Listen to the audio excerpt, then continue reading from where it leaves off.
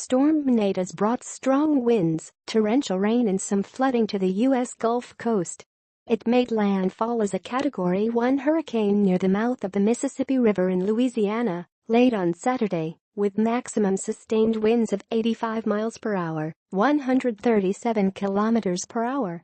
After making landfall a second time in Biloxi, Mississippi, it was downgraded to a tropical storm. But weather officials warn the threat of dangerous storm surges remain. Nate killed at least 25 people in Nicaragua, Costa Rica and Honduras. The tropical storm then strengthened to a Category 1 hurricane on the Saffir-Simpson scale as it headed swiftly towards the U.S. Although not as strong as last month's Maria and Irma, Louisiana, Mississippi, Alabama and parts of Florida had issued warnings and evacuation orders ahead of its arrival. Serious threat remains.